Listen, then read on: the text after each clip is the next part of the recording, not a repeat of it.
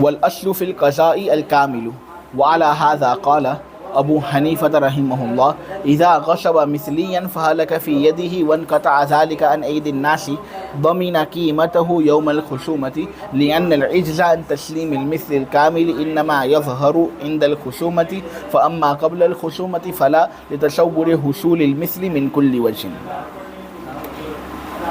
جس طرح ادا کے اندر اصل ادائے کامل ہے، اسی طرح قضا کے اندر بھی اصل قضائے کامل ہے۔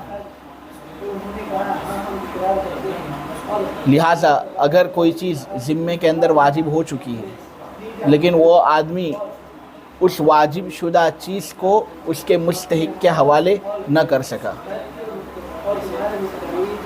تو اب اس کے ذمے یہ بات لازم ہوگی کہ وہ اس واجب شدہ چیز کے ایسے مثل کو مستحق کے حوالے کرے جو واجب شدہ چیز کا صوری مثل ہو اور معنوی مثل ہو، کیونکہ اس میں مستحق کے حق کی پوری رعایت موجود ہوتی ہے۔ تو جس طرح ادا کے اندر اصل ادائے کامل، اسی طرح قضا کے اندر اصل قضائے کامل۔ اگر کوئی آدمی مثل واجب کو اس کے مستحق کے حوالے کر رہے لیکن ذمے میں جو چیز واجب ہے اس کے ایسے مثل کو وہ مستحق کے حوالے نہیں کر سکتا جو واجب شدہ چیز کا صوری مثل ہو اور معنوی مثل ہو، اس پر وہ قدرت نہیں رکھتا ہے، قضائے کامل پر اس کو قدرت نہیں، تو اس صورت میں قضائے قاصر کی طرف رجوع کیا جائے گا اور قضائے قاصر آدمی کرے گا۔ یعنی ایسی چیز کا مثل تو آدمی مستحق کے حوالے کرے گا جو ذمے میں واجب ہوئی ہے، لیکن اس کا مثل کامل وہ حوالے نہیں کرے گا بلکہ مثل قاصر کو حوالے کرے گا، مثلا قیمت وغیرہ۔ تو جس طرح ادا کے اندر اصل ادائے کامل ہے اسی طرح قضا کے اندر اصل قضائے کامل ہے، کیونکہ اس کے اندر مستحق کے حق کی پوری رعایت موجود ہوتی ہے۔ ہاں اگر کوئی آدمی قضائے کامل سے عاجز آ جائے تو پھر اس صورت میں قضائے قاصر کی طرف رجوع کیا جائے گا۔ ذمے میں جو چیز واجب ہے اس کا مثل تو اس کو ادا کرنا ہے، لیکن وہ ایسا مثل ادا کرے گا جو معنوی مثل ہے، کیونکہ وہ صوری مثل پر قادر نہیں، تو معنوی مثل ادا کرے گا جو اکثر طور پر قیمت ہوتی ہے۔ اسی اصل پر تفریق کرتے ہوئے امام ابو حنیفہ رحمۃ اللہ علیہ فرماتے ہیں کہ چونکہ اصل قضا کے اندر قضائے کامل ہے اور قضائے قاصر کی طرف رجوع کرنا قضائے کامل سے عاجز ہونے کے وقت ہے، جب کوئی آدمی کوئی مثلی چیز غصب کرے، ایسی چیز غصب کرے جس کو ناپ کر بیچا جاتا ہو یا وزن کر کے بیچا جاتا ہو، یا وہ چیز ایسی ہو کہ اس کی گنتی ہوتی ہو اور گنتی کر کے اس کو بیچا جاتا ہو، 1 2 3 4 کر کے، 5 6 10 کر کے، اور اس کے افراد کے اندر بہت زیادہ تفاوت نہ ہو، مثلا انڈے اخروٹ، یہ سب مثلی چیز ہے۔ اگر کوئی آدمی کوئی مثلی چیز غصب کرتا ہے اور پھر غصب کرنے کے بعد وہ مثلی چیز گیہوں، انڈا، اخروٹ اس کے پاس ہلاک ہو جاتے ہیں، وہ اس کو کھا جاتا ہے، استعمال کر لیتا ہے، استعمال کر کے فراغت حاصل کر لیتا ہے، تو اب اس صورت میں آدمی کے لیے یہ بات لازم اور ضروری ہے کہ وہ شیء مغصوب کا مثل مالک کے حوالے کرے۔ اگر گیہوں غصب کیے تو گیہوں کا مثل مالک کے حوالے کرے، انڈے غصب کیے تو انڈے کا مثل مالک کے حوالے کرے، اور اگر اخروٹ غصب کیے تو اخروٹ کا مثل مالک کے حوالے کرے۔ اس کو کہتے ہیں قضا۔ قضا کے اندر اصل کامل ہے، لہٰذا آدمی کو چاہیے کہ جس طرح کے گیہوں اس نے غصب کیے، جس مقدار میں اس نے غصب کیے، اتنی مقدار میں اس طرح کے گیہوں وہ مالک کے حوالے کر دے۔ انڈے غصب کیے، اخروٹ غصب کیے تو اس کا بھی یہی حال۔ لیکن اگر وہ ایسی جگہ رہتا ہو کہ وہ شے وہاں لوگوں کے ہاتھوں سے منقطع ہو گئی ہو، بازار کے اندر ملنا بند ہو گیا ہو، اب وہ چیز جس کو اس نے غصب کیا تھا اس کا مثل صوری ملتا نہ ہو، گیہوں ملنے بند ہو گئے، اخروٹ ملنے بند ہو گئے، अंडा मिलना बंद हो गया। अगर ऐसी सूरत हाल पेश आए तो इस सूरत में आदमी कज़ाए कामिल से आजिज़ है। मालिक को वो उस शे मकसूब का मिसल हवाले नहीं कर सकता जो उस शे मकसूब का सूरतन और मानन मिसल हो। तो इस सूरत में कीमत की तरफ रुजू होगा, गासिब पर कीमत लाजिम होगी। लिहाजा जो चीज़ उसने गसब किए उसकी कीमत वो निकाल ले और कीमत को वो मालिक के हवाले करेगा। अब जो कीमत गासिब मालिक के हवाले करेगा ने, इसको कज़ाए कासिर कहेंगे। और यहाँ कज़ाए कासिर की इजाज़त उसको इसीलिए मिली क्योंकि वो कज़ाए कामिल पर कादिर नहीं था, क्योंकि जिस चीज़ को उसने गसब किया उसका मिसल मिलना बाज़ार के अंदर मुनक़ते हो गया। तो अब क्या करे? तो अब जब सुवरी मिसल पर वो कादिर नहीं है तो मानवी मिसल अदा कर ले, और मानवी मिसल शे मकसूब का कीमत है, क्योंकि कीमत को उर्फ़ में शे के बराबर समझा जाता है। और कीमत को कीमत इसीलिए कहा जाता है क्योंकि ये शे का कायम मकाम है। कीमत दे दे और इस तरह गासिब कज़ाए कासिर के तरीके से अपने ज़िम्मे से बरी होगा। ये मसला तो बड़ा सहल और आसान था, लेकिन अब उलमा का, खुसूसन उलमाए अहनाफ का, कीमत की अदायगी में कुछ इख्तिलाफ़ हुआ है। इमाम अबू हनीफ़ा कुछ अलग मसलक बयान करते हैं, इमाम अबू यूसुफ़ कुछ अलग मसलक बयान करते हैं, इमाम मोहम्मद रहमतुल्लाहि अलैह कुछ अलग मसलक बयान करते हैं। तो कीमत की अदायगी में अब कुछ इख्तिलाफ़ है। ठीक है, मसला समझ में आ गया आपको? अब कीमत की अदायगी में जो इख्तिलाफ़ है वो ज़रा समझ लेते हैं कि कौन सी कीमत का एतबार होगा। आदमी को शे मकसूब की कीमत अदा करनी है तो कौन से दिन की कीमत का एतबार होगा, क्योंकि मिसली चीज़ें जो होती हैं ना उनकी कीमत के अंदर कमी ज़्यादती होती रहती है। कभी किसी दिन वो कम होती है कीमत, तो कभी किसी दिन उसकी कीमत ज़्यादा हो जाती है। तो अब कौन से दिन की कीमत का एतबार होगा, तो इसमें उलमाए अहनाफ का इख्तिलाफ़ हुआ है। इमाम मोहम्मद रहमतुल्लाहि अलैह ये कहते हैं कि जिस दिन मिसल मिलना बंद हुआ उसी दिन की कीमत का एतबार होगा। इमाम मोहम्मद रहमतुल्लाहि अलैह ये कहते हैं कि जिस दिन मिसल मिलना बंद हो गया बाज़ार में, आदमी बाज़ार वालों से तहकीक करे और उनसे पूछे कि भाई ये गेहूं का माल तुम्हारे यहाँ पर आना कब से बंद हुआ, तो वो जिस तारीख का तयन करें न उस दिन की कीमत का एतबार होगा, और इस एतबार से गासिब पर कीमत लाजिम आएगी। ठीक है, इमाम मोहम्मद कहते हैं कि जिस दिन मिसल मिलना बंद हुआ है उसी दिन की कीमत का एतबार होगा। वो ये कहते हैं कि शे मकसूब के अंदर असल तो ये है कि आदमी भी यही नहीं वो शे मकसूब मालिक के हवाले कर दे, लेकिन अगर शे मकसूब हलाक हो चुका तो कज़ाए कामिल की तरफ रुजू किया जाएगा। कज़ाए कामिल से हट कर कज़ाए कासिर और कीमत की तरफ मुराजात का सबब क्या बना? बाज़ार से मिसल का मुनक़ते होना, कि बाज़ार से अगर मिसल मुनक़ते ही ना होता तो क्या उस पर कीमत लाजिम होती? नहीं, उस पर तो मिसल लाजिम होता, लेकिन उस पर कीमत लाजिम हुई है क्यों? क्योंकि बाज़ार में मिसल मिलना बंद हो गया, तो इसी दिन का एतबार होगा और इसी दिन की कीमत निकाली जाएगी। ये इमाम मोहम्मद रहमतुल्लाहि अलैह का नज़रिया है, लेकिन मेरे अज़ीज़ों इस कौल पर फतवा नहीं है। दारुल उलूम देवबंद इस कौल पर फतवा नहीं देते। इमाम अबू हनीफ़ा रहमतुल्लाहि अलैह का नज़रिया यहाँ इस किताब में बयान हुआ है, लिहाजा इसको समझना बहुत ज़रूरी होगा। वो ये कहते हैं कि यौमुल खुसूमत की कीमत का एतबार होगा। इमाम हनीफ़ा ये कहते हैं कि यौमुल खुसूमत की कीमत का एतबार होगा, यानी गासिब और मालिक के दरमियान जिस दिन झगड़ा और गुफ्त शनीद हुई और काजी ने गासिब पर ज़िमान का हुक्म नाफिज कर दिया, तो उस दिन जो उस शे मकसूब की कीमत हो उसका अदा करना गासिब पर ज़रूरी है। गासिब ने मालिक के पास से चीज़ तो पहले से गसब कर ली, अभी तक मालिक ने उस चीज़ का मुतालबा नहीं किया। ठीक है, उसके बाद جب مالک کورٹ کچہری گیا اس نے اپنا کیس جج کے سامنے رکھا،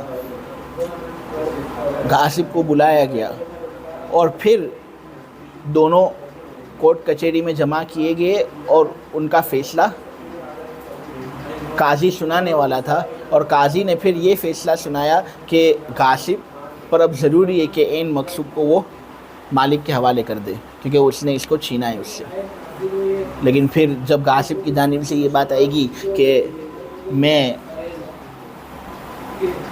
ادا کر نہیں سکتا شے مغصوب کو کیونکہ میں تو اس کو ہلاک کر چکا ہوں، تو اب قاضی کہے گا اب اس کا مثل ادا کرو۔ لیکن پھر جب تحقیق قاضی کی جانب سے کی جائے گی تو پھر یہ بات سامنے آئے گی کہ مثل ملنا تو بند ہو گیا ہے، قاضی اور تحقیق کروائے گا کہ بھائی دیکھو مثل ملتا ہے یا نہیں ملتا۔ پھر قاضی کے سامنے یہ بات آئے کہ نہیں بھائی مثل تو ملتا نہیں ہے، تو پھر قاضی ایک دن فیصلہ کرے گا کہ اے غاصب، ویسے تو عین مغصوب کو لوٹانا تجھ پر ضروری تھا لیکن تو اس کو ہلاک کر چکا، لہٰذا اس کا مثل لوٹانا تجھ پر ضروری ہوا، لیکن اب مثل بازار سے منقطع ہو چکا ہے، لہٰذا اب قیمت تجھ پر لازم ہوگی، اتنی قیمت تجھ پر لازم ہوگی۔ اس دن غاصب کے متعلق یہ فیصلہ قاضی کرے گا نہیں، اس دن کی قیمت کا اعتبار ہوگا، ایسا امام ابو حنیفہ کہتا ہے۔ ٹھیک ہے، اب اگر سے مثل ملنا بہت پہلے سے بند ہو چکا ہو، امام محمد کے قول کے مطابق تو اس دن کا اعتبار ہوگا جس دن مثل ملنا بند ہو گیا، تو اگرچہ قاضی کے فیصلے سے 15-20 دن پہلے ہی مثل ملنا بند ہو گیا، اس قیمت کا اعتبار نہیں کریں گے اگرچہ غصب ہو گیا پہلے، بلکہ قاضی جس دن فیصلہ کرے گا نا یوم الخصومت، اس دن کا اعتبار ہوگا، ایسا امام ابو حنیفہ کہتے ہیں۔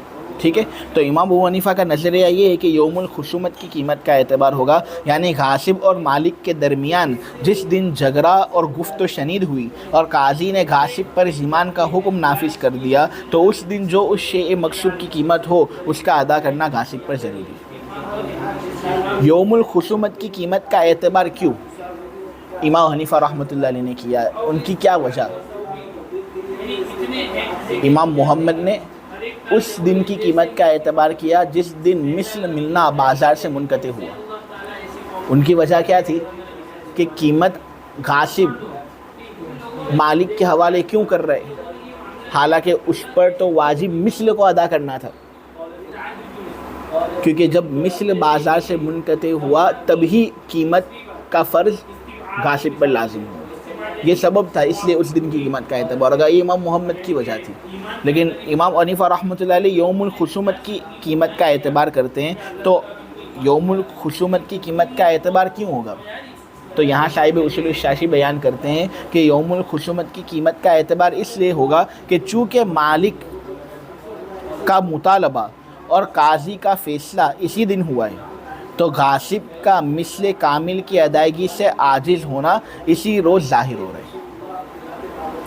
چونکہ مالک کا مطالبہ اور قاضی کا فیصلہ اسی دن ہوا ہے، تو غاصب کا مثل کامل کی ادائیگی سے عاجز ہونا اسی روز ظاہر ہو رہا ہے۔ اب اگرچہ اس سے پہلے مثل ملنا بند ہو گیا، نہ اگرچہ اس سے پہلے اس نے غصب کر لیا، اور ہو سکتا ہے کہ قاضی کے فیصلے سے پہلے مثل کی ادائیگی سے وہ عاجز ہو چکا ہو، لیکن کیا وہ سب کے سامنے ظاہر ہوا؟ مالک کے سامنے، سب کے سامنے وہ ظاہر نہیں ہوا۔ ظاہر کب ہو رہا ہے؟ خصومت کے دن وہ ظاہر ہو رہے ہیں، کیونکہ اس دن سے پہلے نہ مالک کا غاصب سے مطالبہ تھا اور نہ ہی غاصب مثل کامل کی ادائیگی سے عاجز تھا، بلکہ ممکن تھا کہ باوجود مثل کے شہر سے معدوم ہو جانے کے کسی نہ کسی وقت میں وہ مثل بازار میں مل جاتا۔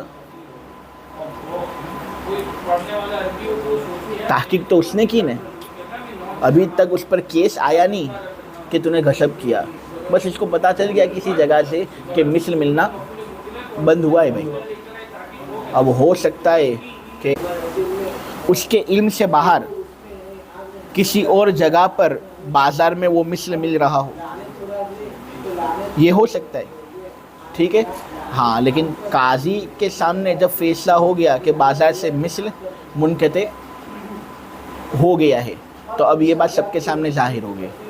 اگر کسی جگہ مثل ملتا بھی ہوگا، حالانکہ یہ بھائی دیکھیے قاضی سب تحقیق کر ہی لیتا ہے پہلے سے، نہ اس کے تحقیق کے جو ذرائع ہیں وہ بہت عام اور پھیلے ہوئے ہوتے ہیں، لیکن اگر کسی جگہ پر مثل ملتا بھی ہو تو قاضی کے فیصلے سے اگر کسی جگہ مثل ملتا بھی ہو تو اس کو بھی کل عدم ہی ہم شمار کریں گے کہ قاضی کے فیصلے سے احکام نافذ ہو جاتے ہیں. ٹھیک ہے. تو خصومت کے دن سے پہلے نہ مالک کا غاصب سے مطالبہ تھا اور نہ ہی غاصب مثل کامل کی ادائیگی سے عاجز تھا، مگر مالک اور غاصب کے مابین خصومت واقع ہونے کی وجہ سے مالک کا حق مثل سے قیمت کی جانب منتقل ہو گیا اور مثل کی ادائیگی سے عاجز ہونا متحقق ہو گیا. لہٰذا جس دن قضائے کامل کی ادائیگی سے عجز کا علم ہوا اسی دن کا اعتبار ہوگا، اور وہ چونکہ خصومت کا دن ہے اس لیے خصومت کے دن کا اعتبار امام حنیفہ رحمۃ اللہ علیہ نے کیا.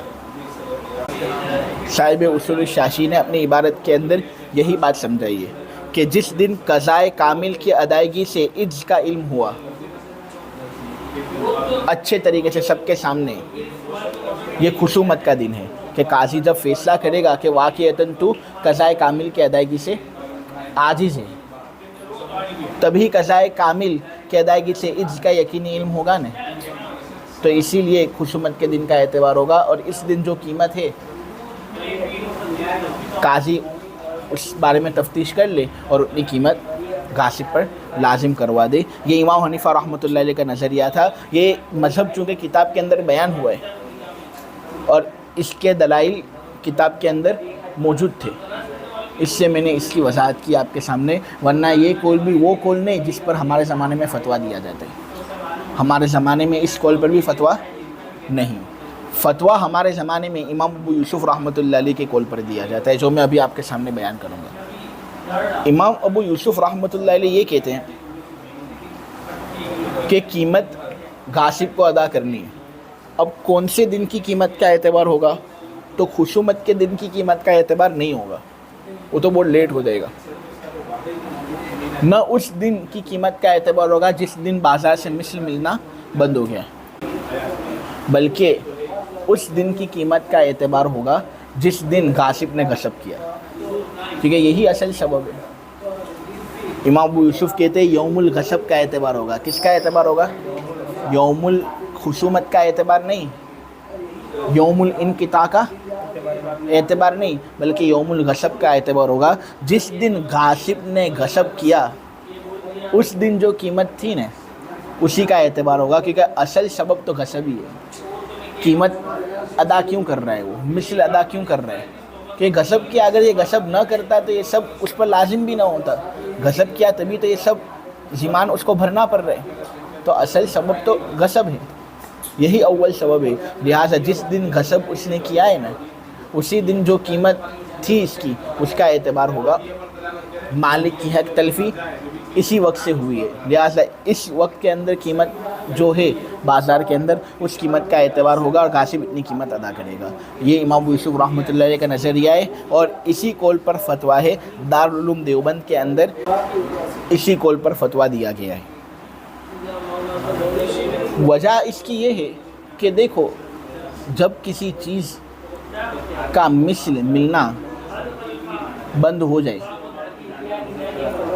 جب کسی چیز کا مثل ملنا بند ہو جائے تو وہ چیز جس کو غصب کیا گیا ہے نا اگرچہ وہ ہو فی نفس ہی مثلی، لیکن جب بازار سے اس کا مثل ملنا بند ہو جائے نا تو وہ ذوات القیم کی طرح ہو گیا. ذوات القیم میں اس کی تعریف آپ کے سامنے بیان کر چکا. یہ وہ چیزیں ہوتی ہے کہ قیمت کے اعتبار سے اس کے افراد میں تفاوت ہوتا ہے. ایک بکرا چھوٹا تو ایک بکرا بڑا، ایک گائے چھوٹی تو ایک گائے بڑی. تو یہ ذوات القیم کی قیمت کے اعتبار سے افراد میں تفاوت ہو رہے ہیں. تو جب کوئی چیز ہو حقیقت میں مثلی لیکن بازار میں اس کا مثل ملنا بند ہو جائے تو وہ چیز ذوات القیم کی طرح ہو جاتی ہے. اور علماء کا اتفاق ہے کہ ذوات القیم اگر کوئی آدمی غصب کر لے اور اس کے ذمے میں قیمت آئے تو یوم الغصب کا اعتبار ہوتا ہے. یوم الانقطاع یوم الخصومت کا اعتبار نہیں ہوتا. تو پھر اس کا بھی جب مثل ملنا بند ہو گیا اور یہ ذوات القیم کی طرح ہو گیا تو پھر اس میں بھی یوم الغصب ہی کا ہم اعتبار کریں گے. یہ امام ابو یوسف کا نظریہ ہے. ان کی دلیل ہم کو زیادہ مضبوط معلوم ہوتی ہے، اور قضا کے جو معاملے ہوتے ہیں نا اس کے اندر امام ابو یوسف کے قول کو عامتاً لیا جاتا ہے، اس لیے ہم نے ان کے قول کو لیا۔ خیر، بات تو اس بارے میں چل رہی تھی کہ ہمارے یہاں اصل قضا کے اندر کامل ہے، قضائے کامل سے عاجزی کے وقت قضائے کاصر کی طرف رجوع ہوگا، اور صورت مسئلہ کے اندر قضائے کاصر کی صورت کیا ہے کہ آدمی شیء مغصوب کی قیمت مالک کے حوالے کر دے، اور قضا میں اصل کامل ہے۔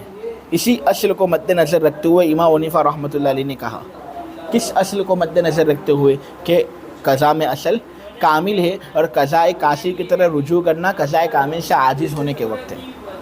امام حنیفہ رحمۃ اللہ علیہ نے کہا کہ جب کوئی آدمی مثلی چیز غصب کرے اور پھر وہ اس کے ہاتھ میں ہلاک ہو جائے اور وہ شے لوگوں کے ہاتھوں سے منقطع ہو جائے، بازار کے اندر ملنا بند ہو گیا، تو اب خصومت کے دن کی قیمت کا ضامن غاصب ہوگا، غاصب اس شیء مغصوبہ کی قیمت کا ضامن ہوگا جو قیمت خصومت کے دن اس کی تھی وہ، اس لیے کہ مثل کامل کی سپردگی سے عجز خصومت کے وقت ہی ظاہر ہوگا، رہا خصومت سے پہلے کے جو مرحلے تھے جب اس نے غصب کیا یا مثل ملنا بند ہو گیا تو عاجز ہونا اس وقت متحقق نہیں ہوا، کیونکہ حصول مثل کا تصور کلی طریقے سے وہاں پر موجود ہے، کیونکہ ہر طرح سے حصول مثل کا تصور موجود ہے، کیونکہ اگرچہ اس کو ملا نہیں، ہو سکتا ہے کسی دوسری جگہ پر ہو جو اس کے علم سے باہر ہو، کسی بھی چیز کے بارے میں یقین کے ساتھ تو ہم نہیں کہہ سکتے نا کہ مثل بازار میں ہے ہی نہیں، کسی چھوٹی دکان کے اندر کھاپچے میں مثل ملتا ہو، کیا معلوم۔ ہاں، لیکن جب قاضی نافذ کر دیتا ہے کہ بھئی تم مثل سے عاجز ہے، اس لیے اب قیمت تجھ پر لازم ہوگی، تو اب اگرچہ کسی کھاپچے میں مثل مل رہا ہو، اگرچہ یہ بعید ہے کہ قاضی عامتاً تحقیق کر ہی لیتا ہے، لیکن اگرچہ کسی جگہ ملتا بھی ہو لیکن قاضی کے حکم سے وہ جگہ کل عدم ہو جائے گی، کہ قاضی کا جب حکم آ جاتا ہے تو سب چیزیں نافذ ہو ہی جاتی ہیں، تو پھر اس صورت میں عاجز ہونا خصومت کے دن ہی ہوا نا، اسی کا اعتبار ہوگا، اسی لیے اسی دن کی قیمت جو ہوگی وہ غاصب کو ادا کرنی ہوگی۔ ما لا مثل له صورة ومعنى فأما ما لا مثل له صورة ولا معنى لا يمكن إيجاب القضاء فيه بالمثل، ولهذا المعنى قلنا إن المنافع لا تضمن بالإتلاف لأن إيجاب الضمان بالمثل متعذر وإيجابه بالعين كذلك، لأن العين لا تماثل المنفعة لا صورة ولا معنى، كما إذا غصب عبدا فاستخدمه شهرا أو دارا فسكن فيها شهرا ثم رد المغصوب إلى المالك لا يجب عليه ضمان المنافع، خلافا للشافعي رحمه الله تعالى، فبقي الاسم حكما له وانتقل جزاؤه الى دار الآخرة۔ اب تک تو ان شکلوں کا بیان تھا جن کی قضا کرنا ممکن تھا، خواہ مثل سوری و معنوی طریقے سے یا فقط مثل معنوی کی طریقے سے۔ اب تک تو ان شکلوں کا بیان تھا جن کی قضا کرنا ممکن تھا، خواہ قضائے کامل کے طریقے سے یا قضائے کاصر کے طریقے سے۔ اب اس عبارت کے اندر اور اس پیراگراف میں صاحب اصول شاشی اس شکل کا ہمارے سامنے ذکر کریں گے جن کی قضا کرنا ممکن نہ ہو، نہ مثل صوری و معنوی اعتبار سے اس کی قضا کرنا ممکن ہو، نہ اس کی قضا کرنا مثل معنوی کے طریقے سے ممکن ہو، یعنی قضائے کامل بھی ممکن نہ ہو، قضائے کاصر بھی ممکن نہ ہو۔ تو پھر اس صورت میں کیا حکم؟ تو احناف کے یہاں حکم یہ ہے کہ اگر کوئی آدمی قضا کر ہی نہ سکے، نہ قضائے کامل کے طریقے سے قضا کر سکے نہ قضائے کاصر کے طریقے سے قضا کر سکے، تو اس صورت میں کیا حکم؟ تو اس صورت میں حکم یہ ہے کہ پھر وہ قضا ساقط ہو جاتی ہے۔ ہاں، البتہ ادائیگی نہ کرنے کی وجہ سے جس آدمی سے قضا ساقط ہوئی ہے وہ آدمی گنہگار ہوگا، اور اس نے جو گناہ کیا ہے اس کا مزہ آخرت کے دن اس کو چکھنا پڑے گا، لہٰذا اس کو چاہیے کہ وہ حق والے کے پاس جائے اور اس سے معافی مانگے، یقیناً اللہ تبارک و تعالیٰ بڑا بخشنے والا، بڑا مہربان ہے، ٹھیک ہے۔ ورنہ معافی بھی نہیں مانگتا تو گناہ ساکت نہیں ہوگا، اور پھر اس کے گناہ کی جو سزا ہے وہ اس کو آخرت کے دن ملے گی۔ لہٰذا اب تک تو ان شکلوں کا بیان تھا جن کی قضا کرنا ممکن تھا، کامل طریقے سے یا قاصر طریقے سے، صوری کے ذریعے یا مثل مانوی کے ذریعے۔ لیکن جن چیزوں کی قضا ممکن نہیں کیونکہ اس کا مثل ہی نہ ہو، نہ صوری مثل ہو نہ مانوی مثل ہو، تو پھر اس صورت میں دنیا میں بندے سے اس کی قضا ساکت ہو جائے گی اور سزا دار آخرت کی طرف منتقل ہوگی۔ آدمی گنہگار ہوگا اور اس گناہ کی سزا اس کو آخرت کے دن بھگتنی پڑے گی۔ لہٰذا اگر کسی آدمی نے ایک غلام مالک کے پاس سے غصب کر لیا، ایک آدمی نے ایک غلام مالک کے پاس سے غصب کر لیا اور پھر 1 مہینے تک اس نے اس غلام سے برابر خدمت کی، غلام سے اپنے پیر بھی دبواتا تھا، غلام سے اپنے ہاتھ بھی دبواتا تھا، مالش بھی کرواتا تھا۔ پھر 1 مہینہ خوب خدمت اس نے لے لی اور 1 مہینے کے بعد وہ مالک کے پاس جاتا ہے اور مالک کے حوالے غلام کو کرتا ہے کہ لے یہ تیرا غلام۔ اب ادائیگی تو ہو گئی، جو غلام اس نے غصب کیا تھا وہ غلام وہ ادا کر رہے، ادائیگی تو ہو گئی، لیکن 1 مہینے جو اس نے غلام کی خدمت لی ہے اس کا بدلہ کیا یہ مالک کو دے سکتا ہے؟ یہ جو منفعت اس نے غلام سے حاصل کی 1 مہینے تک، اس منفعت کا تو کوئی مثل ہی نہیں ہے، نہ مثل صوری ہے نہ مثل مانوی ہے۔ لہٰذا ان منفعت کو تلف کرنے کی وجہ سے اگرچہ بندے سے قضا ساکت ہو گئی، لیکن بندہ گنہگار ہوگا، اس کو چاہیے کہ وہ مالک کے پاس جائے معافی مانگ لے، کیونکہ وہ حقوق العباد کا معاملہ ہے۔ مالک معاف کر دیتا ہے تو انشاءاللہ اللہ بھی معاف کر دے گا، لیکن اگر وہ معافی نہیں مانگتا تو وہ گنہگار ہوگا، آخرت کے دن اس کو اس کی سزا بھگتنی پڑے گی۔ اگر کوئی آدمی کسی آدمی کے پاس جاتا ہے اور اس کا مکان اس سے چھین کر لے لیتا ہے، غصب کر لیتا ہے اس کے مکان کو اور اس میں رہنا شروع کر دیتا ہے، 1 مہینے تک اس میں رہائش کرتا ہے، واش روم بھی استعمال کرتا ہے، شاور بھی استعمال کرتا ہے، سمجھے، یعنی پورا غصب ہی کر لیا اس کا مکان، اور اس مکان کے اندر رہائش اختیار کر رہا ہے، منافع 1 مہینے تک اس نے خوب وصول کی۔ اب 1 مہینے کے بعد غاصب نے شیء مغصوب مکان مالک کے حوالے کر تو دیا اور ادائیگی تو کر لی، لیکن جو منافع تلف کیے تھے جو منافع اس نے تلف کیے تھے اس کا کیا؟ اب اگر قضا ممکن ہوتی تو ہم قضا کرواتے، لیکن یہاں پر قضا ممکن نہیں، کیوں؟ کیونکہ منافع کو تلف کرنے کا کوئی مثل نہیں ہے۔ منافع کا کیا مثل ہے؟ نہ صوری مثل ہے نہ مانوی مثل ہے، لہٰذا قضا کا حکم اگرچہ غاصب سے ساکت ہو جائے گا، لیکن غاصب گنہگار ہوگا۔ اگر اس نے مالک سے معافی نہیں مانگی تو اللہ تبارک و تعالیٰ کے یہاں پر اس کو اس کی سزا بھگتنی پڑے گی، اس لیے اس کو چاہیے کہ وہ مالک سے معافی مانگے۔ حق العباد کا مسئلہ ہے، بڑا سنگین مسئلہ ہے، اللہ تبارک و تعالیٰ سے امید ہے کہ اگر مالک معاف کر دے گا تو اللہ بھی معاف کر دے گا۔ منفعت کو تلف کرنے کا کوئی ضمان بندے پر واجب نہیں ہوتا، منفعت کو تلف کرنے کا کوئی ضمان بندے پر واجب نہیں ہوتا۔ دیکھو، ضمان واجب ہونے کی 2 شکلیں، یا تو ضمان واجب ہوگا مثل کے ذریعے سے، یا ضمان واجب ہوگا عین کے ذریعے سے، یعنی قیمت وغیرہ کے ذریعے سے۔ عین سے مراد قیمت۔ ضمان واجب ہونے کی 2 شکلیں ہیں، ایک شکل تو یہ کہ مثل کے ذریعے سے ضمان واجب کیا جائے، ایک شکل یہ کہ عین اور قیمت کے ذریعے سے ضمان کو واجب کیا جائے۔ اب ایک آدمی نے دوسرے آدمی کے غلام کو غصب کیا اور 1 مہینے تک غاصب نے اس سے خدمتیں لی، 1 مہینے کے بعد اس نے اس غلام کو مالک کے حوالے کر دیا۔ اب 1 مہینے تک اس نے جو خدمتیں لی ہیں نا غلام سے، تو اب یا تو مثل کے ذریعے سے ہم اس پر ضمان واجب کریں گے، تو مثل میں کیا ہو سکتا ہے؟ مثل میں یہ ہو سکتا ہے غاصب مالک کے پاس جائے اور مالک سے یہ کہے کہ بھائی میں نے تیرے غلام سے 1 مہینے تک خدمت لی، ہاتھ دبوائے، مالش کروائی، پیر دبوائے، لہٰذا میرا بھی ایک غلام ہے، تو اس کو اپنے پاس رکھ، 1 महीने तक तो इससे खिदमत ले। वो इस तरह कर सकता है, बराबर ना। लेकिन अब तमाम गुलाम क्या एक जैसे होते हैं? उनकी ज़ात के अंदर जब तफावुत है तो सिफत में भी तफावुत होगा।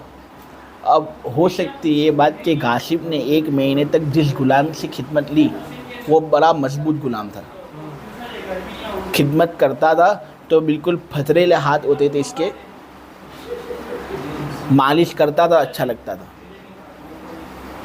बराबर। सर की मालिश करता था तो आदमी को रिलैक्स महसूस होता था, आदमी अच्छा महसूस करता था, ठीक है। और गासिब ने तो मजबूत गुलाम से खिदमत ली, लेकिन अब ये जब मालिक को अपना गुलाम दे रहा है ताकि मालिक उससे खिदमत ले, तो वो बिल्कुल कमज़ोर गुलाम है, दुबला पतला गुलाम है। मालिश करता है तो लगता भी नहीं है कि मालिश हो रही है, पाँव दबा रहा है, हाथ दबा रहा है, लगता ही नहीं कुछ हो रहा है, बस हाथ रख रहा है, ऐसा लग रहा है मक्खी आई मक्खी गई। इसी तरह बाज़ गुलाम जो होते हैं वो बड़े चालाक होते हैं, चुस्त होते हैं, काम अच्छे तरीके से करते हैं, खिदमत अच्छे तरीके से करते हैं। और बाज़ गुलाम बिल्कुल ढीठ किस्म के होते हैं, बिल्कुल गभी होते हैं, वो खिदमत अच्छे तरीके से कर नहीं सकते। तो ये कुछ मिसल हुआ नहीं, क्या ये कुछ मिसल हुआ नहीं है। और कुरान के अंदर हमको कहा गया है इन्हें आदमी, कुरान के अंदर देखिए सूरह बकरा की आयत नंबर 194, तो उसके अंदर अल्लाह तबारक व तआला ने कहा फ़अतदू अलैहि बिमिस्लि मा तदा अलैकुम, तुम ज़्यादती करो उस पर इतनी ही जितनी उसने तुम पर ज़्यादती की। आदमी मिसल अदा करे ज़िमान के अंदर, ये बात इस आयत से साबित हो रही है। तो यहाँ पर जब मिसलियत हो ही नहीं सकती तो हम मिसल के ज़रिए ज़िमान वाजिब किस तरह कर सकते हैं? कुरान में है सूरह शूरा की आयत नंबर 40 में वजज़ाउ सय्यअतिन सय्यअतुम मिस्लुहा, कि बुराई का बदला उसके जैसी बुराई है। तो शे का ज़िमान उसका मिसल होता है, शे का ज़िमान उसका मिसल होता है।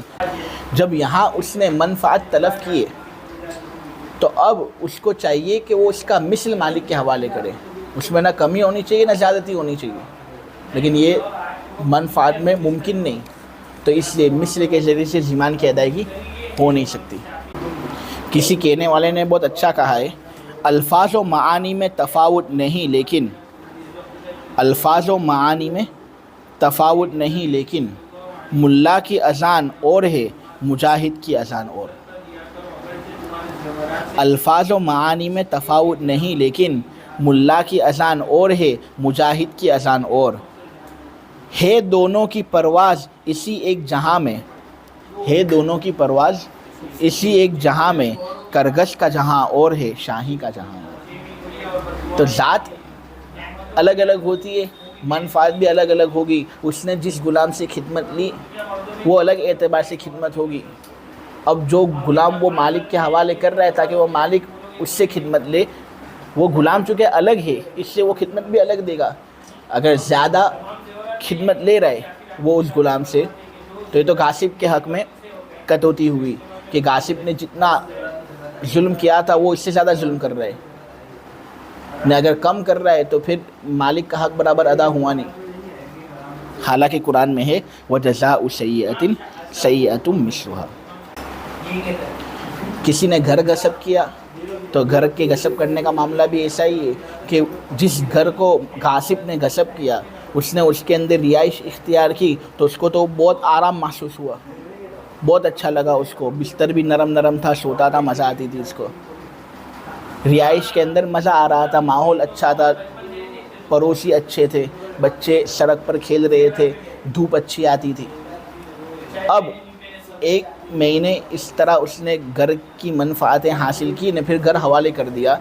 अब अगर हम गासिब पर मिसल लाजिम करें तो गासिब को एक घर इसी तरह देना होगा मालिक को, और मालिक को कहना पड़ेगा उसको कि तो अब इसमें रहे 1 महीने तक। लेकिन वो घर ऐसा ना हो तो चलो शक्ल सूरत के एतबार से भी अगर हमने बिल्कुल गसबशुदा घर की तरह ही उसको बनाया, लेकिन फिर भी हवा उसके अंदर कम आती हो, धूप कम आती हो, बिस्तर बहुत अच्छा ना हो, कुछ तो फ़र्क होगा ही। लिहाजा इसके अंदर भी तफावुत है ही। हालांकि ज़िमान के अंदर मिसल की रियायत होती है। जब यहाँ पर मिसल की अदायगी से आदमी قاصر ہے، مثل آدمی ادا کر نہیں سکتا، تو اس صورت میں ضمان کا حکم بھی ساقط ہو جائے گا۔ اب شاید کوئی یہ کہے کہ قیمت کے ذریعے سے آدمی ضمان ادا کر لے، عین کے ذریعے سے آدمی ضمان ادا کر لے۔ ہم کہتے ہیں کہ منفعت کی کوئی قیمت نہیں ہوتی کہ آدمی منفعت کے بدلے میں قیمت ادا کر لے، کیونکہ قیمت منفعت کا نہ مثل صوری ہے، نہ قیمت منفعت کا مثل معنوی ہے۔ منفعت تو ایک ایسی چیز ہے جو عرض ہے، منفعت تو ایک ایسی چیز ہے جو عرض ہے، اس کا مستقل وجود نہیں۔ جب اس کا مستقل وجود نہیں تو اس کا صوری مثل ہو کس طرح سکتا ہے؟ یہ تو ظاہر ہے نا، آپ سمجھ رہے ہو؟ میں یہ کہہ رہا ہوں کہ قیمت منفعت کا نہ مثل صوری ہے، قیمت منفعت کا مثل معنوی بھی نہیں ہے۔ منفعت کا مثل صوری قیمت نہیں، یہ تو ظاہر ہے نا، کیونکہ منفعت کا وجود ہی نہیں ہے، اس کی کوئی صورت ہی نہیں ہے، تو قیمت اس کی صورت کس طرح ہوگی؟ اور نہ قیمت منفعت کا مثل معنوی ہے، کیونکہ منفعت جو ہے نا، منفعت یہ غیر متقوم ہے، غیر متقوم ہے۔ منفعت ایسی چیز ہے جو غیر متقوم ہے، اس کی قیمت نہیں لگائی جاتی۔ کیوں اس کی قیمت نہیں لگائی جاتی؟ کیونکہ یہ ایک عرض ہے، یہ چیز ایسی نہیں جو خارج میں موجود ہو، یہ ایک وصف ہے، خارج میں اس کا وجود نہیں کہ وہ باقی رہے۔ تو جب وہ باقی رہتا نہیں ہے، خارج اس کا وجود نہیں ہے، تو اس کو ایک جگہ جمع کرنا بھی ممکن نہیں ہوگا، اور جب اس کو ایک جگہ جمع بھی نہیں کیا جا سکتا تو پھر اس کی قیمت کس طرح مقرر کی جا سکتی ہے؟ قیمت ان چیزوں کی مقرر کی جاتی ہے نا جو موجود ہو، جس کو ایک جگہ پر جمع کیا جا سکتا ہو۔ یہاں پر اس کو جب ایک جگہ پر جمع ہی نہیں کیا جا سکتا کیونکہ یہ موجود ہی نہیں ہے، یہ باقی نہیں رہتا، وجود ہوتا ہے ختم ہو جاتا ہے، وجود ہوتا ہے ختم ہو جاتا ہے۔ تو جب یہ باقی نہیں رہتا تو اس کو ایک جگہ پر جمع کیا نہیں جا سکتا، جب ایک جگہ پر جمع نہیں کیا جا سکتا تو اس کی قیمت نہیں لگائی جا سکتی، اور جب قیمت اس کی لگائی نہیں جا سکتی تو ہم قیمت کو منفعت کا مثل کس طرح سکتے ہیں، اور ضمان کو قیمت کی شکل میں ہم ادا کس طرح کروا سکتے ہیں؟ قیمت کی شکل میں ضمان نہیں آ سکتا، کہ قیمت ضمان ان چیزوں کا ہوتا ہے جو مال متقوم ہو۔ جب یہ مال متقوم ہے ہی نہیں، مال غیر متقوم ہے، تو ضمان قیمت کے ذریعے سے ادا کرنا ایک خلاف عقل بات ہوگی۔ خلاصہ یہ نکلا کہ جب کوئی آدمی منفعت تلف کرے نا، تو منفعت تلف کرنے کا کوئی مثل ہی نہیں ہے، نہ مثل صوری ہے، نہ اس کا کوئی مثل معنوی ہے، کوئی قیمت بھی نہیں ہے کہ ہم اس قیمت کے ذریعے سے منفعت کی برابری کریں۔ منفعت کی برابری ہو نہیں سکتی، حالانکہ ضمان کے اندر برابری کا ہونا بہت ضروری ہے، جیسے کہ قرآن سے یہ بات ثابت ہے، فَاعْتَدُوا عَلَيْهِ بِمِثْلِ مَا اعْتَدَىٰ عَلَيْكُمْ وَجَزَاءُ سَيِّئَةٍ سَيِّئَةٌ مِثْلُهَا۔ تو ضمان میں برابری ضروری ہے۔ جب یہاں پر قیمت میں منفعت کی برابری نہیں ہو رہی، نہ مثل صوری کے ذریعے سے منفعت کی برابری ہو رہی ہے، تو اب آدمی قضا منفعت کی کر ہی نہیں سکتا۔ جب آدمی قضا ہی سے عاجز ہے تو بندے سے قضا کا حکم ساقط ہو جائے گا، لیکن بندہ یہ نہ سمجھے کہ وہ گناہ بھی اس سے دور ہو گیا، نہیں، گناہ تو اس کو ملے گا، اور اس گناہ کو ختم کرنے کے لیے اس کو صاحب حق کے پاس جانا ضروری ہے اور اس سے معافی مانگنا ضروری ہے۔ اگر وہ معاف کر دے گا تو انشاءاللہ اللہ تبارک و تعالیٰ سے اس بات کی امید کی جاتی ہے کہ اللہ اس کو معاف کر دے گا۔ اللہ بڑا بخشنے والا، بڑا مہربان ہے۔ یہ جو مسئلہ میں نے آپ کے سامنے بیان کیا نا، یہ امام شافعی رحمۃ اللہ علیہ سے الگ تھلگ مسئلہ ہے۔ امام شافعی رحمۃ اللہ علیہ کے نزدیک منافع متقوم ہے، امام شافعی رحمۃ اللہ علیہ کے نزدیک منافع متقوم ہے، یعنی ان کی قیمت نکالی جا سکتی ہے۔ جب ایسا معاملہ ہے تو امام شافعی عقد اجارے پر اس مسئلے کو قیاس کریں گے اور یہ بات ثابت کریں گے کہ غاصب نے شیء مغصوب سے منفعت حاصل کی اور اس نے اس شیء مغصوب کے منفعت طلب کیے، تو مالک کو جب وہ شیء مغصوب حوالے کرے گا تو اس پر منفعت کو طلب کرنے کی وجہ سے ضمان آئے گا۔ امام شافعی رحمۃ اللہ علیہ کا نظریہ یہ ہے وہ کہتے ہیں کہ یہاں پر منفعت جو اس نے تلف کیے نا اس کی کوئی بھی قیمت عرف کو مد نظر رکھتے ہوئے لگائی جائے گی اور وہ قیمت ادا کرنا غاصب پر ضروری ہوگا۔ وہ عقد اجارے پر اس کو قیاس کرتے ہیں، کہتے ہیں کہ دیکھو آدمی کرایہ کا سودا کرتا ہے، آپ کو معلوم ہے، آپ نے قدوری کے اندر یہ مسئلہ پڑھا ہے، ہو سکتا ہے کہ ہدایہ کے اندر بھی شاید یہ مسئلہ پڑھا ہو کہ آدمی کرایہ کا سودا کر سکتا ہے نا۔ کرایہ کے اندر کیا ہوتا ہے؟ منفعت کے بدلے میں رقم دی جاتی ہے، تو یہاں پر کیا منفعت کو متقوم نہیں بنایا گیا؟ جب کرائے کے اندر منفعت متقوم ہو رہا ہے تو اس مسئلے کے اندر بھی ہوگا۔ جب کوئی آدمی ایک مستقل گھر خرید نہ سکتا ہو تو وہ گھر کو کرایہ پر لے گا، گھر کو استعمال کرے گا، وہ گھر اس کا نہیں ہوگا، وہ تو مالک کا ہوگا۔ وہ اس گھر کو استعمال کرے گا اور ہر مہینے اس کا کرایہ ادا کرے گا، یعنی جو منفعت اس نے اس گھر کی حاصل کی وہ اس کے بدلے میں رقم دے رہا ہے یا نہیں؟ تو یہاں پر منفعت کے بدلے میں رقم دی جا رہی ہے، معلومہ منفعت متقوم ہے۔ آدمی دکان خود خرید نہیں سکتا، مارکیٹ کے اندر جاتا ہے، صورت کا مارکیٹ، تو دکانیں 50 لاکھ 60 لاکھ کروڑ روپے کی ملتی ہے، آدمی افورڈ نہیں کر سکتا اس کو، تو وہ دکان کرایہ پہ لے گا۔ غریب آدمی کا بھی خیال رکھنا ہے نا، تو آدمی جب دکان کرایہ پر لیتا ہے تو دکان کی منفعت وہ حاصل کرتا ہے، حالانکہ وہ دکان اس کی نہیں ہوتی، اور اس منفعت کے بدلے میں وہ مالک کو قیمت دیتا ہے، تو منفعت متقوم ہوئے۔ جب منفعت کرائے کے سودے میں متقوم ہو رہے ہیں تو اس مسئلے کے اندر بھی جب غاصب نے شیء مغصوب سے منفعت حاصل کیے اور منفعت اس نے طلب کیے اور اس کو تلف کیے، تو اس صورت میں اس منفعت کا ضمان اس پر آئے گا، قیمت لگائی جائے گی، قیمت غاصب کو ادا کرنا ضروری ہوگا۔ یہ امام شافعی کا نظریہ ہے۔ احناف کہتے ہیں کہ ضمان کا سبب غصب ہے۔ احناف کہتے ہیں ضمان کا سبب غصب ہے۔ ضمان کیوں آدمی پر آ رہا ہے؟ کیونکہ اس نے غصب کیا، اگر غصب نہ کیا ہوتا تو ضمان بھی اس پر نہ آتا، لیکن اس نے غصب کیا، اس سے ضمان اس پر آ رہے۔ اور منافع میں غصب ہونے کی صلاحیت نہیں، منفعت کے اندر غصب ہونے کی صلاحیت نہیں۔ منفعت ایک ایسی چیز نہیں ہے جس کا وجود ہو کہ آدمی اس کو چھین لے، منفعت کو کوئی چھین نہیں سکتا، وہ تو ایک عرض ہے جس کی بقا مشکل ہوتی ہے، اس کو یکجا جمع بھی نہیں کیا جا سکتا۔ تو جب وہ چیز ایسی ہے کہ اس کی بقا ہی نہیں ہوتی تو اس کو آدمی چھین کس طرح سکتا ہے؟ حالانکہ چھینا تو ان چیزوں کو جاتا ہے جو محسوس ہو، جن کو محسوس کیا جاتا ہو، جو باقی رہتی ہوں، جو موجود ہوتی ہوں۔ تو ضمان کا سبب غصب ہے، اور منافع میں غصب ہونے کی صلاحیت جب ہے ہی نہیں، تو جب سبب موجود نہیں تو مسبب اور ضمان کا وجود کس طرح ہو سکتا ہے؟ جب غصب موجود نہیں تو جب غصب کا نتیجہ ضمان ہے، مسبب ہے، وہ کس طرح منافع کا ہو سکتا ہے؟ اس لیے منافع کا کوئی ضمان نہیں ہوگا۔ یہ امام ابو حنیفہ رحمۃ اللہ علیہ کا نظریہ۔ اب رہا عقد اجارے کا مسئلہ کہ ہم بھی تو کرائے کے سودے کو جائز ہی کہتے ہیں نا، تو کیا تو یہاں پر کیا منفعت متقوم نہیں ہو رہی ہے؟ تو یہاں پر کیوں ہو رہی ہے؟ اور اس مسئلے کے اندر جب ضمان کی بات آتی ہے تو ہم اس کا اعتبار نہیں کرتے، اس کو غیر متقوم مانتے ہیں۔ تو رہا عقد اجارے کا مسئلہ، تو قیاس کا تقاضا عقد اجارے کے اندر بھی یہی ہے، آپ لوگوں نے پڑھ لیا ہوگا کہ یہ عقد صحیح نہیں ہونا چاہیے۔